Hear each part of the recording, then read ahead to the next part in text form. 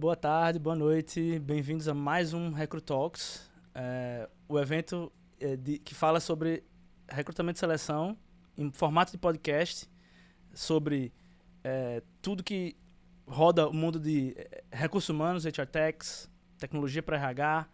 É o podcast que a Recruit está lançando e está fazendo, e a gente espera que esse formato vá evoluindo com o tempo. A gente está começando agora. Mas é muito legal ter vocês aqui. E hoje a convidada é do mundo de RH, né? É a Juliana Park, ela é fundadora da HRX Brasil. E ela tem uma newsletter bem bacana no LinkedIn, né, chamado Mundo do Trabalho. Aqui a gente vai falar sobre realmente agora recrutamento e seleção, tá? Esse podcast de hoje a gente vai entrar um pouco mais no que é o recrutamento e seleção hoje para executivos, falar um pouco de recrutamento e seleção para tech, o que é que está funcionando, o que é que não está, IA está ajudando, realmente não está, e também alguns pontos ali da newsletter da Juliana que são bem interessantes e que instigam ali a leitura, por isso que eu gosto tanto da newsletter dela, e chamei ela para cá.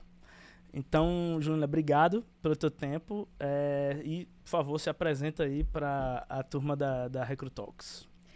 Boa tarde, Patrick. Muito obrigada pelo convite. Estou feliz de estar aqui com vocês. Parabéns pelo podcast novo. Eu acho que mais pessoas precisam falar sobre recrutamento. No Brasil, acho que tem poucas pessoas que falam sobre recrutamento, mais sobre RH. E, enfim, muito obrigada. Estou feliz de participar logo no início do seu projeto. Eu que agradeço. Assim, a ideia aqui é trazer gente da área que entenda e ajude e possa ajudar outras pessoas, sejam outros recrutadores, sejam vendas, sejam pessoas que queiram entrar na profissão, pessoas que queiram progredir na profissão. Então, nós falamos um pouco assim, como é que é o trabalho da HRX Brasil e o que é que te levou a criar a newsletter. Vamos lá, o que é que você já escrevia? Enfim, fala um pouco aí. Então, a HRX Brasil, eu comecei a trabalhar com recrutamento numa empresa que era voltada para o mercado asiático e eu entrei convidada para montar uma área voltada para as empresas coreanas e aí eu comecei nesse mundo do recrutamento dessa forma e aí como não tinha no mercado nenhuma empresa de recrutamento voltada para esse nicho, que na verdade é um nicho bem pequeno. Recrutamento e seleção para pessoas asiáticas, né? Para empresas multinacionais asiáticas. E aí, depois de um tempo, eu construí relacionamento com clientes, candidatos, e abri a minha empresa. E eu abri a HRX, que é uma empresa de Executive Search. Mas no início, quando eu abri, eu cheguei a fazer projetos tanto para o mercado tech, como para multinacionais. E assim... O que é mais difícil fazer isso, eu imagino, tem menos gente, né? Mas também é um nicho, assim, que você se especializa, meio que fica só você, né? Sim. Assim, porque, quem eu preciso contratar... É coreano, é isso? São os coreanos. Sim. Pronto, então eu tô, sei lá, sou multinacional, global, coreana, eu falo, pronto, eu tenho que ir pra Juliana, né? É praticamente isso, Patrick. No início, eu comecei fazendo muito projeto para startup, fazendo vagas de tecnologia, mas eu vi que tem uma dificuldade grande do mercado e muitas das empresas, elas não querem te dar exclusividade, principalmente quando você, né, não é tão conhecido. Então, as vagas eram no sucesso e sem exclusividade. Às vezes, no início dava exclusividade, mas quando eles estavam com muita pressa, é normal as empresas pensarem que se abrir essa vaga para vários prestadores de serviço... Vai chamar rápido. Vai fechar mais rápido. Mas às vezes não alinha direito o job description, não sabe direito se é júnior ou sênior, não tem definido também o pacote de remuneração, não tem muita coisa, não está muito certo da cultura. Então, eu fui vendo que dava muito trabalho. E como é muito comum em processos de recrutamento, no meio do caminho, depois que você mapeia o mercado, envia shortlist, os líderes, enfim, os founders, mudarem um pouco de estratégia ou da descrição da vaga mesmo. Então, eu vi que era muito trabalhoso porque faltava uma estratégia clara por parte da empresa. E é algo que você não pode ajudar muito, né? Você pode fazer um trabalho... É o momento ali da empresa, startup é isso mesmo, né? É tudo muito instável. E a gente tem visto, assim, eu acho que é isso. Inclusive, né, a gente conversando aqui antes, nós mesmos, na Recruit, a gente decidiu, né, em um determinado momento, não atuar especificamente com startups.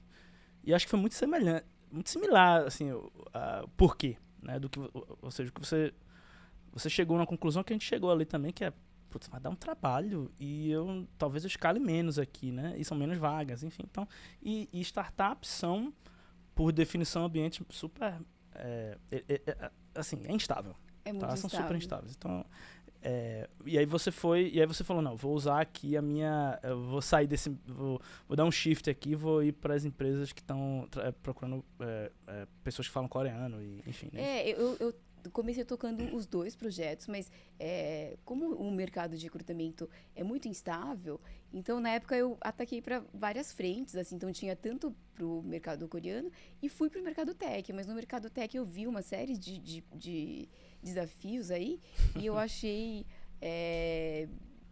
assim, muito difícil tocar como equipe pequena também, porque Sim, o que eu perfeito. percebo, sempre uma porcentagem, independente da sua entrega, tem fatores que não dependem de você, né? Do mercado de candidatos também. Perfeito. É recrutamento e seleção. Acho que aí o que você está descrevendo são as nuances e as dificuldades de um processo seletivo, de um funil de processo seletivo. Acho que tu pode me explicar hoje para você qual é a etapa que gera essa maior dificuldade, que gera essa maior instabilidade hoje no processo seletivo que vocês fazem lá na HRX? A maior dificuldade? O que é que... Eu acho que é o próprio mercado e... É ainda o mercado. É mercado, porque hoje em dia a liderança não consegue te passar uma estratégia clara, porque eles também não sabem o que vai acontecer. Mas a gente toma uma decisão assim mesmo. Então, você também tem que estar sempre atenta e prever o que pode acontecer. E o que tá difícil também é atender os candidatos, porque teve uma época que quem mandava, quem colocava as cartas na mesa era a empresa, o empregador. Sim, essa Hoje dinâmica em dia mudou, né? é o candidato. Então, ele tá muito mais, assim, ele tem mais poder na mão hoje em dia, né? Sim, o candidato que é qualificado, ele pode escolher. E aí, no final, na negociação, por exemplo, ele fala, eu quero isso, quero aquilo. E às vezes, enfim, foge um pouco do que Mas tu acha que foi pandemia ou não? Não tem nada a ver. Realmente são os ciclos de mercado, realmente, que isso tá no momento agora, mas pode ser que não esteja daqui a pouco. Eu acho que a pandemia veio para os candidatos não aceitarem 100% tudo que a empresa oferece como certo, como lei. E também poder de negociação, né? Poder de barganha. Sim, essa parte da saúde mental, sim. também explodiu com a pandemia, né? E essa preocupação, tanto quanto colaborador, quanto as empresas também. Tem que pensar em entregar algo nesse sentido para poder atrair. Em um dos posts da tua newsletter, ele fala que a geração Z, né? Ela muda um pouco de foco, está começando a afastar das carreiras de tecnologia, né? Eu achei bem interessante isso. Me conta um pouco ali o que é que está acontecendo. Que era, se você olhar, a gente falou de pandemia aqui, era o poster child ali as empresas de tecnologia eram, né, a vitrine do que se queria, o sonho, né, de trabalho moderno ali. O que é que está mudando? Sim, acho que tinha uma época que havia uma idealização, né? O jovem queria trabalhar no Google, ou enfim, empresas na Amazon. E eu acho que desmistificou, mesmo porque a geração Z, ela está muito preocupada em ter o equilíbrio entre a vida profissional e a pessoal. Sim. E porque as gerações anteriores, muitas das vezes a coisa mais importante era o trabalho, né? Sim. Perante a sociedade, perante, enfim. Você definia muito quem você era pelo trabalho, né? Mais do que é hoje, né? Sim, e essa nova geração não vê a vida... acho que vê muito também da satisfação pessoal, da vida pessoal, então... Mas tu acha que as empresas de tecnologia não são mais as que melhor oferecem esse equilíbrio? Ou tu acha que eles começaram a perceber que Não precisa só me dar, sei lá, sinuca e banana de graça, não. Tem que me dar mais alguma coisa, é isso? Eu acho que eles viram que, na realidade, é dura a vida, o dia a dia de empresa de tecnologia. E também, você pode falar. E também, eu acho que, nos últimos anos, o mercado tech sofreu muito, né? Sim. Muito layoff, muito... Os layoffs eu acho que deixaram uma marca ali meio, Deixou uma marca de um terreno meio instável, assim. A gente percebeu isso lá na Recruit aí, né? A gente acho que foi no final do ano passado, né? A gente tava aumentando lá o time comercial e tava tendo muito layoff, né? E a gente começou pra gente foi bom, né? Assim, pra gente o mercado tava mais favorável, né? Tinha mais oferta. Mas a gente percebeu, falando com os candidatos, que eles ficaram muito queimados, sabe? Assim, por exemplo, tinha candidato que perguntava, peraí, qual é o teu cash burn? Eu falava, como assim? O cara tava perguntando, não, porque ele queria saber, cara, tu é uma startup, tu tem quanto tempo de dinheiro? Porque ele tava vindo de uma startup que tinha tido layoff porque tava acabando o dinheiro, né? Então deixou, acho que uma marca grande ali, numa geração ali, né, específica, que achava que não, ia ser pra... Tava ali, o mercado tava aquecido, ia ficar assim pra sempre, nunca fica, né? O mercado de tecnologia, eu acho que tá sempre mudando e sempre vai continuar mudando, né? Mas eu acredito que o mercado de tecnologia tem áreas que às vezes tá com demanda alta e depois fica em baixa, mas outras surgem e aí sempre tem alguma área que tá aquecida, né? A tecnologia acho que sempre vai ter uma dinâmica realmente própria, porque primeiro, tem pouco profissional, independente se o mercado está aquecido ou não, sempre tem pouco profissional, principalmente pouco profissional sênior, né? Então, isso não muda não, mas para a base, ou seja, da pirâmide nas empresas de tech, acho que ficou mais difícil realmente, né? Sim, ficou mais difícil. E no Brasil, a gente tem um problema que compete com empresas com moeda mais forte. Exato. Então, os profissionais seniors complica. Que têm o inglês... É até um pouco triste falar sobre isso. Mas não tem como competir com uma empresa que vai pagar com uma moeda bem mais forte e aí convertendo as empresas. Eu tava conversando com um amigo meu há um tempo atrás e ele disse assim, Patrick, a reserva de mercado de trabalho brasileira é o inglês. A reserva de trabalho? A reserva de mercado de trabalho.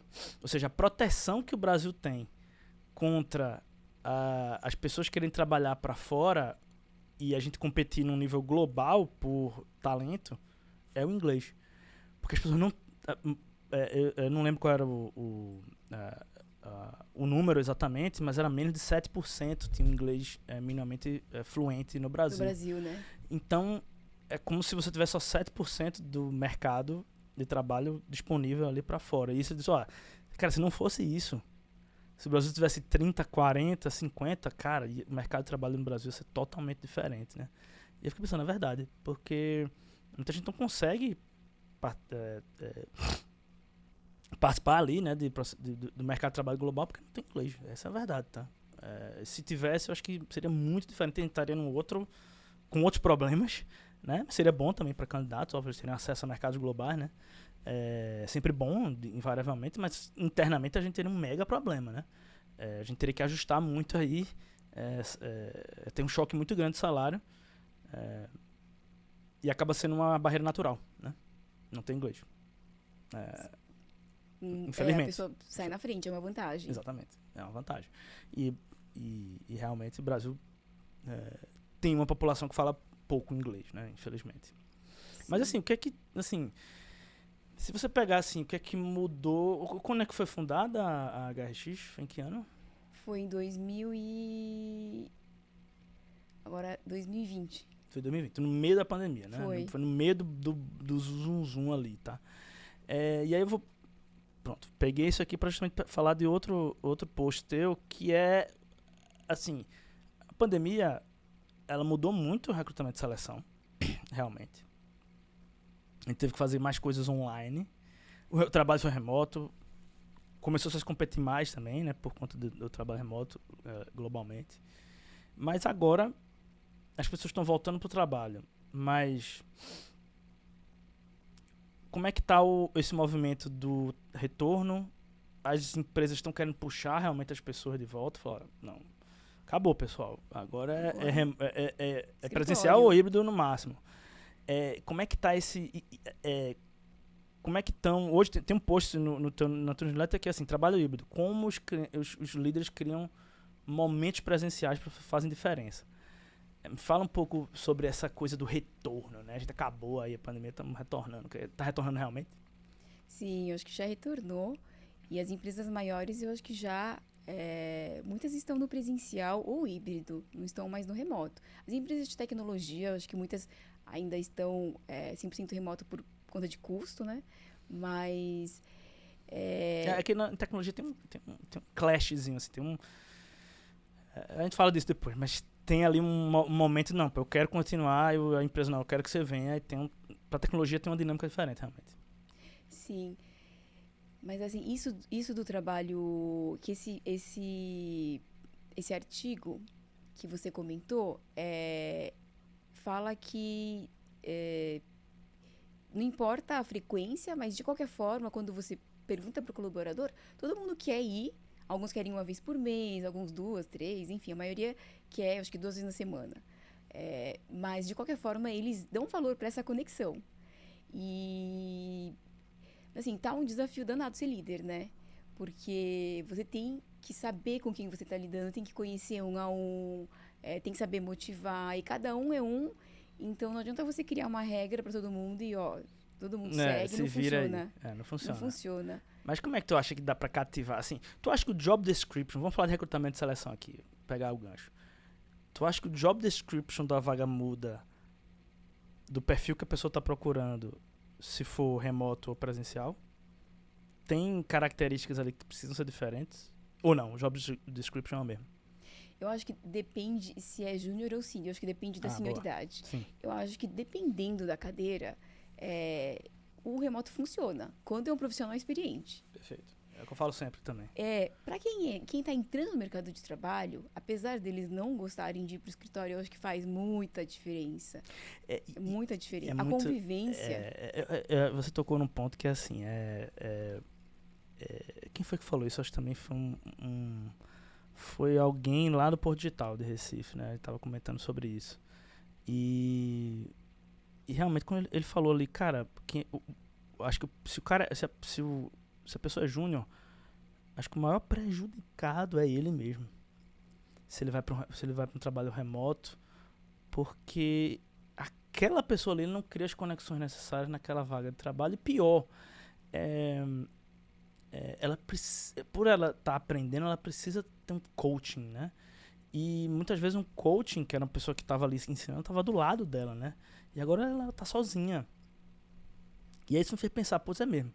Se você tem 2 júniors, vamos pensar assim, 2 pessoas júnior estão começando na carreira, sei lá, vamos falar de desenvolvedor. O chefe vai todo dia pro trabalho. Uma é full remote e a outra vai todos os dias pro escritório, senta do lado do chefe. Quem você acha que vai se desenvolver primeiro? Né? Então, acaba virando assim, óbvio que tem as vantagens de trabalhar remoto, né? Você sabe, todo mundo sabe. De reduzir tempo no deslocamento. Claro, custo, qualidade de vida, eu sei, mas tem determinado momento da tua carreira que tu precisa ter alguém do teu lado, né? E às vezes a gente vê que não, mas eu faço uma call com ele, mas é igual, eu não sei, né? Então, e às vezes você aprende coisas na convivência. Indiretamente. Isso, de você ver como a pessoa se comporta, como ela faz as atividades. Resolve os problemas. Fala com o cliente. Quando é prestador de serviço, principalmente, você pega a ligação com o cliente, você vê como que ele fala. Quando você está 100% online, é só quando você entra em chamada. Você não vê todo o resto, né? Exatamente. Eu acho que... Porque eu tô puxando isso porque realmente, assim, muita gente fala de cultura, cultura da empresa. Eu acho que dá pra manter uma cultura híbrida remota. Senão você não tinha nenhuma empresa global no mundo. Sim. Porque a empresa, sei lá, de Taiwan ou americana, ela tem um escritório no Brasil, ela vai ter que ser remoto. O trabalho da sede, né? Que eu tô dizendo, né? Então, como é que se mantém cultura? Aprende com as empresas que já fizeram isso, né? Acho que esse é um ponto que é mais assim... Tá, mas e o desenvolvimento profissional, né? De cada um ali, né? como é que fica? Se eu estou aprendendo, sei pouca coisa e estou sozinho em casa, né? Fica muito limitado, acho que Fica é mais muito limitado. devagar, né? Na maioria das vezes. Fica mais devagar, com certeza. E o job description talvez mude um pouco, né? Muda porque eu acho que as habilidades que se espera também são um pouco diferentes, né? Tirando a parte técnica, que é igual. Mas outro dia eu ouvi uma menina falando que quando uma empresa opera 100% remoto, a comunicação, toda a dinâmica tem que ser diferente. Tem que ser diferente, Tem que toda. ser totalmente diferente. Toda. Muda tudo. É o que a gente fala na Recrute aí. A gente fala, olha, se a gente tá fazendo uma reunião e tem uma pessoa remote, muda toda a reunião. A reunião não é mais a mesma. Né? E aí você tem que se preparar, enfim, outras coisas. Mas assim, para recrutamento e seleção, vamos ser sinceros, tá? Ajudou bastante fazer remoto, né? Assim, Com certeza. Entrevista, isso de você poder selecionar. Quando você pega uma empresa, por exemplo, de médio porte, tecnologia, não tem muito budget, você quer contratar alguém, enfim, um profissional que quer seja de tech ou não, se você abre para o Brasil todo, por exemplo, imaginando que Sim. você consegue pegar talentos muito mais diversos. melhores. Muito eu maiores, mesmo tá? já tive essa experiência, porque aqui em São Paulo é muito competitivo, né? Sim, sim. Muito competitivo. Então, claro que os melhores talentos vão para empresas que pagam mais, que tem Claro, nome, normal, né? É o mercado. normal, é o mercado. Mas se você abre um pouco, você consegue buscar talentos em cidades que de repente não são conhecidas, que têm um custo de vida menor, o salário médio também é menor. Isso aconteceu muito no Nordeste, né? Assim, falando de tech, mas não apenas, né? Mas assim, aconteceu muito no Nordeste isso de... E é isso, virou uma arma, né? Você ter o trabalho remoto, ele virou uma arma para as empresas, né? Que querem captar talentos que, em tese, né, na cidade deles, né, tem mais dificuldade. Sim. Então a gente está falando aqui já do outro lado, né? Que não, quando eu uso isso como uma vantagem competitiva, né? A empresa usa isso como uma vantagem competitiva. Mas aconteceu muito lá no Nordeste, tá? Cidades como Campina Grande, próprio Recife também, mas assim, cidades mais que estão um pouco mais fora do eixo até das capitais. Então, Campina Grande é uma, Petrolina, cidades ali em Fortaleza, no Ceará, enfim, tá? Então, quando eu tive projetos de tecnologia e o salário que eles ofereciam não era tão alto, assim, era aquela coisa do salário mais o equity. Sim. Então, e aí, todas as minhas contratações foram fora de São Paulo. Isso mesmo. Isso mesmo. Porque eu conseguia... Não, é porque você tinha acesso a um pool maior, né? Sim. Assim, de mais gente. E, de repente, assim, ganhar um salário de 20 mil aqui em São Paulo é uma coisa. Agora, morando no Espírito Santo é outra. Na Bahia é outra coisa. Claro, então... Claro. Permite que você tenha até maleabilidade ali do salário, né? Sim, sim. Mas, assim, o que é que... Vamos pegar, assim, beleza. Estamos falando aqui agora de atrair essas pessoas, né? Eu tenho mais acesso, eu tenho acesso a essas pessoas que eu não tinha antes. O que é que tem atraído... Você fala muito de geração Z nos teus posts. Porque tem sido mais estudada também, né? Porque eu acho que é um dos problemas para a liderança, né? É entender essa geração, Sim. né? E aí eu gostei muito do conceito que eu li, que é o CLT Premium, né? Que assim, quais são os CLT, mas calma, não é só o salário. Tem várias outras coisas aqui que eu estou interessado, tanto quanto o salário. Me explica esse conceito de CLT Premium aí, que tá nascendo na geração Z. Quais são os benefícios aí que a geração Z gosta? Que eles estão... Então, nessa matéria que eu li, que eu publiquei, inclusive você leu, falava que a geração Z estava publicando vários vídeos, porque eles lidam com rede social de forma diferente, né? Exatamente. Eles nasceram aí. Então, eles estavam publicando nas redes sociais o pacote de benefícios do CLT Premium, que eles começaram a chamar assim. Então, foram eles que chamaram assim, o CLT Premium. Esse foi cunhado por eles? Foi. Não sei, não, tô perguntando. Se esse termo foi cunhado assim por eles ou não? Eu acho que sim. Você acha que foi? Patrick, eu não tenho certeza, mas eu acho que sim, porque eles começaram a postar vídeo mostrando os benefícios Pacote que eles tinham. Pacote de benefícios, que era VR de um salário mínimo, enfim, academias mais caras, e aí vai. E ainda um pouco aquilo do poder de barganha dos trabalhadores que está maior ali em determinados segmentos, né? E eles têm mais poder de barganha, né? Pra poder dizer, não, eu quero agora o CLT Premium, não me dá o CLT Basic, não. Eu acho que atrair o colaborador qualificado, a forma como você atrai é diferente de acordo com as gerações. Quando você pega uma pessoa mais sênior, Sim, claro. que é pai de família, tem filhos, ele vai olhar o quanto ele ganha no ano, Perfeito. com bônus e tudo. Porque tudo é dinheiro. Agora, a geração mais nova, eu acho que ainda fica um pouco mais encantada, né? Com a experiência, né? isso, e com aquilo, você vai ganhar, isso é benefício. Isso é seu, mas é diferente, né? Parece que é um plus, assim, né? Sim. Quem é mais sênior vai olhar no ano. Mas funciona como assim, querendo ou não, isso não Eu deixa acho de que ser uma funciona. estratégia de atração, né? Sim, eu acho que funciona, mas infelizmente poucas empresas podem oferecer esse tipo de... Exato, Acaba ficando para poucas Sim. empresas, né? Quem tem bala na agulha para O pessoal critica muito a geração Z, mas defendendo um pouco, assim, eu acho que o cara que é bom nessa geração nova, ele é muito melhor de quando a gente tinha a idade deles. Também acho. Quando tinha 20 anos. Porque é muito mais informação. O cara, essa coisa da tecnologia, acho que faz o raciocínio ser mais rápido.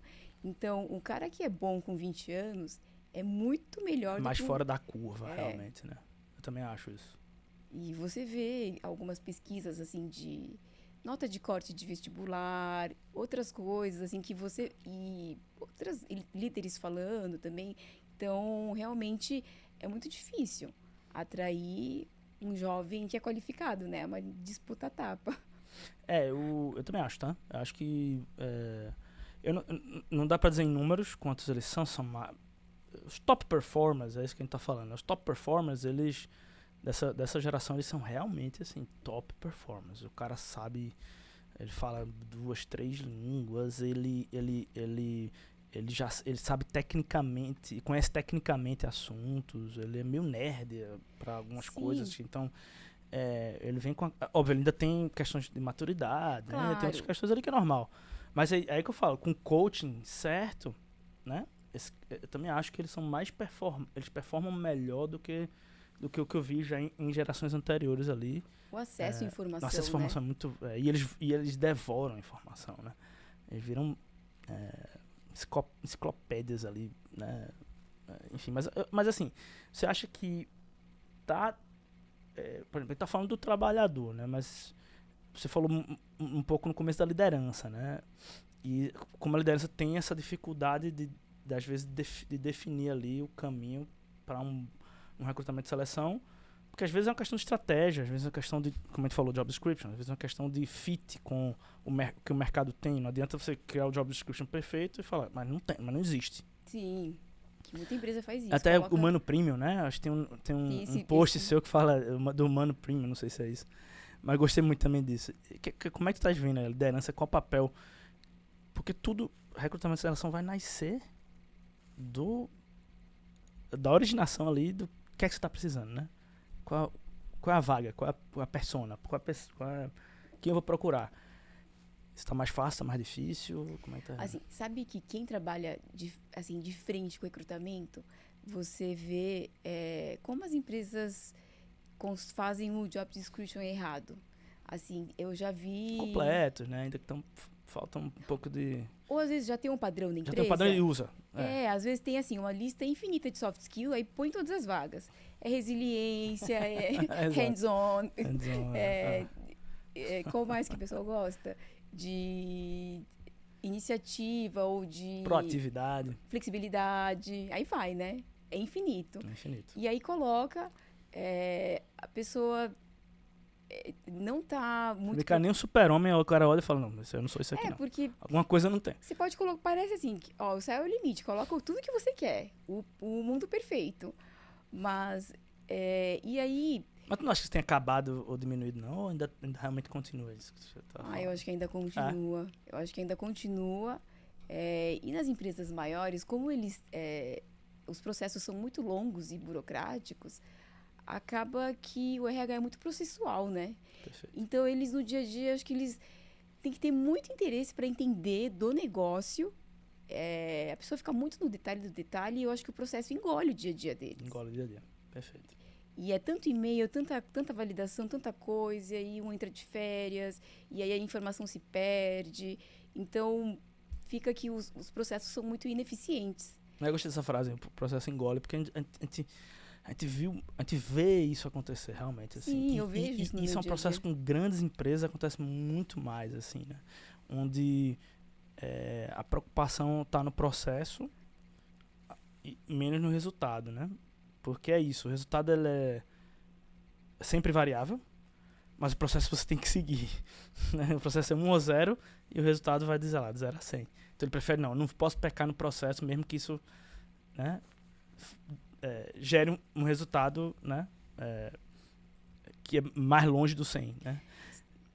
E aí, eu acho que o profissional de RH, ele acaba se preocupando muito com a parte operacional e não estratégica. E a tendência, o que faz diferença é ele saber da estratégia. É o que faz ele fazer a contratação que vai mudar ali aquela empresa. Exatamente. Não saber quais são os requisitos de uma pessoa na área financeira, por exemplo. Aí ele coloca aquilo que todo mundo conhece, mas é a preocupação de como está estruturada a área.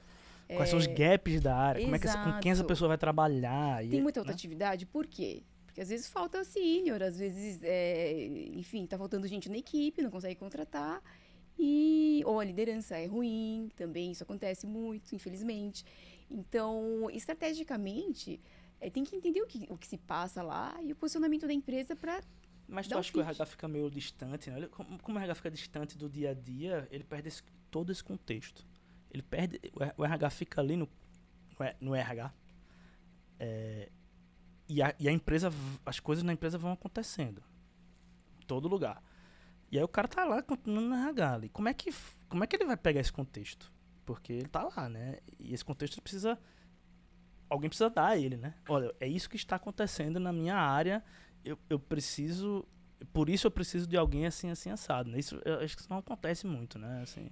No caso de RH de empresas grandes, eu acho que a pessoa tem que ter muito interesse e tem que ir atrás do gestor, do hiring manager. Falar, você tem 5 minutinhos? Fazer uma entrevista com o gestor. Exato. Mas não vai acontecer naturalmente. Tem que insistir, tem que ir lá, tem que ter muito interesse, Patrick. Tem que fazer parte do processo.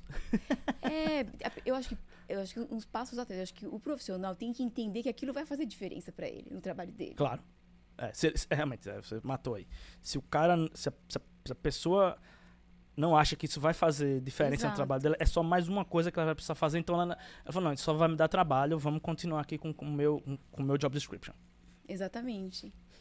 Às vezes ela pensa que fechando a vaga, por mais que não dê certo, não seja a pessoa ideal... Tá resolvido o problema dela. Tá resolvido, a avaliação dela vai ser boa e pronto. Né? Mas, assim, não dá pra... Óbvio, a gente tá falando de generalizações aqui, porque tá falando de generalizações, óbvio. Mas... o Brasil tem um problema sério de turnover. É um dos maiores do mundo, né? Hoje em dia. Eu vi esse... maiores do mundo. Não tem melhorado tanto. assim. Por isso que eu fiz uma entrevista, né? Na CNN, onde eu acho que eu abri com, olha, o Brasil hoje vive uma crise de recrutamento e seleção. Porque vive realmente. Porque como é que pode a gente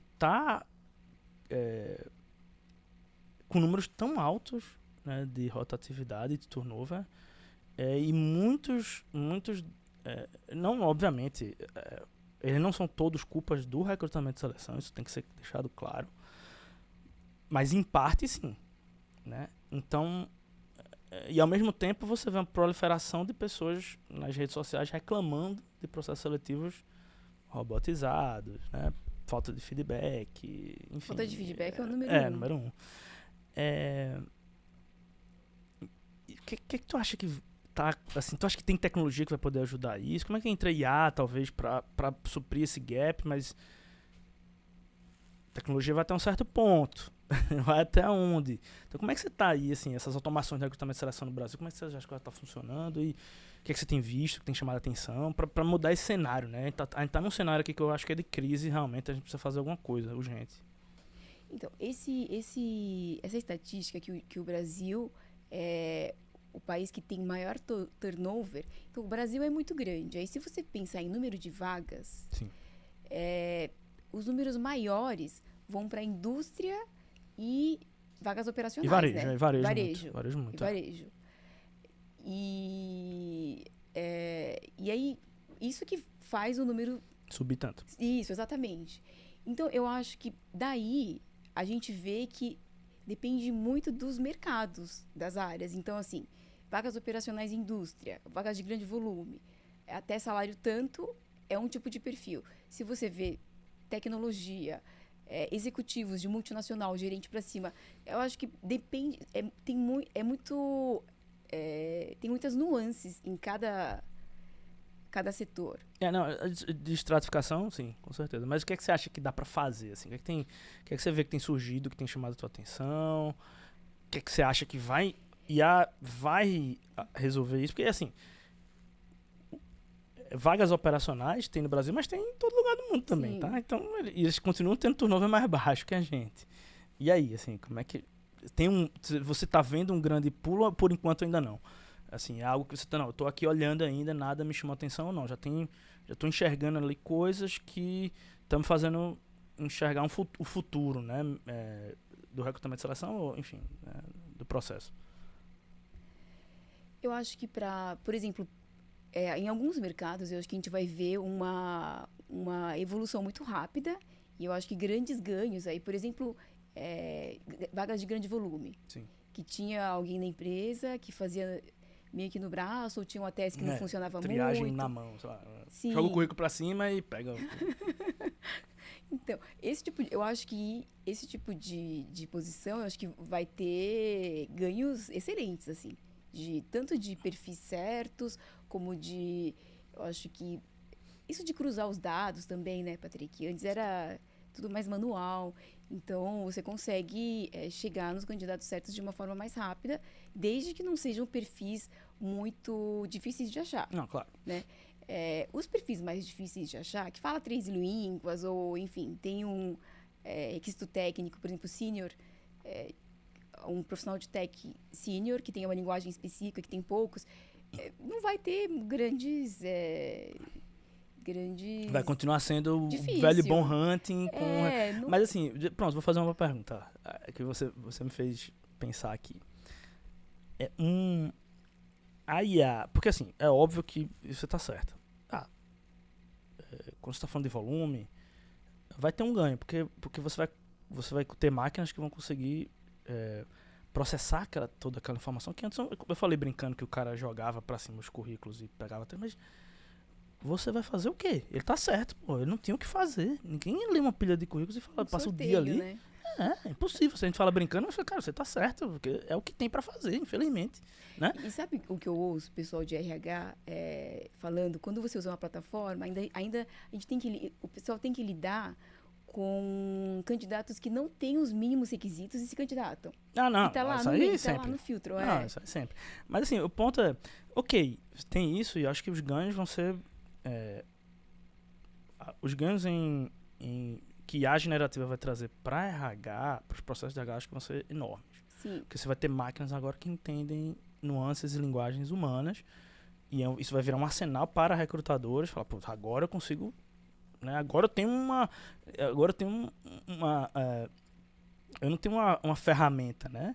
Eu tenho praticamente um computador assistente do meu lado aqui. Entendeu? Você vai deixar de ser uma ferramenta para ser um assistente, né? Mas a gente sabe que quando você está falando de posições executivas, você tem que ter um cara, alguém de recrutamento e seleção senior. Sim. Porque as nuances são maiores, né? E você precisa ter alguém que entenda todas elas, porque você está tratando ali de coisas até para conversar. Mas aí a pergunta que eu queria fazer é, pegando tudo isso, tu acha que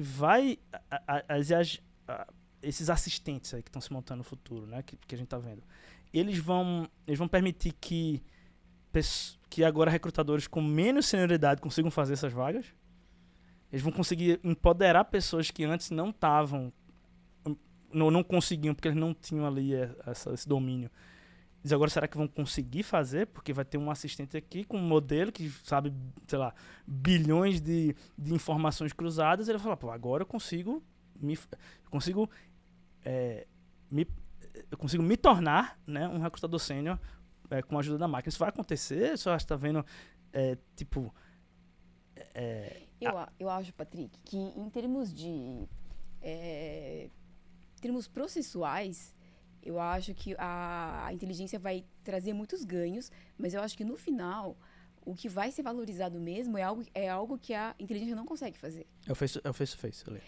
E como a gente conversou, o recrutamento, cada projeto é um projeto, tem muitas nuances, não depende de um fator, depende de vários fatores e muita coisa muda. Ao mesmo tempo ali, tudo, né? E às vezes não tem muito padrão. Então, e aí, quando tem muito imprevistos você sai fora do padrão, a inteligência não consegue atender e aí tem que entrar uma pessoa, porque tem que saber solucionar de uma forma diferente. Assim, usar a criatividade ali para resolver o problema ali, né? Sim. Para resolver o impedimento ali. Sim. Mas assim, você acha que então... Mas dá para se tornar... quão distante a gente tá de a gente ter tecnologias que transformam as pessoas em recrutadores melhores mais rápido? Eu acho que foi essa meio que a pergunta que eu fiz, essa provocação de será que isso vai acontecer realmente? Será que eu vou ter um assistente do meu lado que vai me dizer... Eu acho que para vagas fáceis que eu digo assim... Não, sim. Eu acho que sim. Acho que vai ser substituído. Porque a máquina vai fazer melhor. Você acha que vai chegar num ponto final? Eu consigo aqui treinar algo que consiga fazer uma mímica de um recrutador mais júnior ali, por exemplo. Acho que sim. Acho que consegue. Nem se for para no final ter uma pessoa que faça... faça avaliação comportamental. Ou, face-to-face, como eu falei. Mas eu acho que para essas vagas, com certeza. A gente tá indo para processos seletivos aqui, para terminar, inclusive, quem tá terminando, mas assim... A gente tá indo para processos seletivos onde as entrevistas vão ser feitas por robôs, né? Sim. Já tem, né? Já tá tendo. Eu não sei, eu quero testar. Eu tô doida para testar uma solução dessa forma. Só que eu acho que dependendo da vaga, os candidatos, eu não sei como vai ser a recepção dos candidatos. Acho que eles vão perceber e não vão gostar. Então, isso é uma grande incógnita, né? Que como é que... Ou vai virar o jogo entre... Tá, então se você tá me entrevistando por um robô, então eu vou colocar um robô pra responder, né? Ou seja, quem tá entrevistando quem, né? Mas eu acho que, a não ser que você siga um padrão, assim, de perguntas e respostas, e quando a gente tá conversando numa entrevista, é uma conversa, eu tô te conhecendo, conversa. E aí eu acho que vão ter perguntas e respostas que a máquina vai interpretar errado também. Não, é como essa entrevista aqui, eu fiz várias aqui anotações, mas a conversa foi fluindo, eu fui fazendo outras. Mas assim, a gente tá chegando num nível que as máquinas vão estar muito boas ali em fazer essa mímica, mas a gente não sabe isso, né? Quão boas elas vão estar de tomar decisões de acordo com o que acontece no momento ali, como você falou, um recrutador mais experiente, ele tem esse domínio, né? Ele fala, né? O que eu faço agora? Ele consegue resolver rapidamente ali com o que acontece. E a gente não sabe como é que isso vai ser com as máquinas, né? Sim, sim. E quando você faz entrevista, principalmente com profissionais mais experientes, você tem um padrão, algumas perguntas que você tem que fazer para poder avaliar de forma mais homogênea todos os candidatos, mas dependendo, igual o bate-papo que a gente está tendo aqui. Dependendo do que eu respondo, você pergunta outra coisa. Aí a conversa vai fluindo. Isso, vai fluindo e às vezes você pegou uma parte que ficou meio estranha, aí você joga uma outra pergunta. Então, esse tipo de coisa eu acho que é valioso. O humano ainda vai estar... Assim, infelizmente, eu vou ter que... Né, a gente vai ter que parar porque, assim, a gente tá acabando o tempo aqui. Eu acho que essa conversa ainda rolava...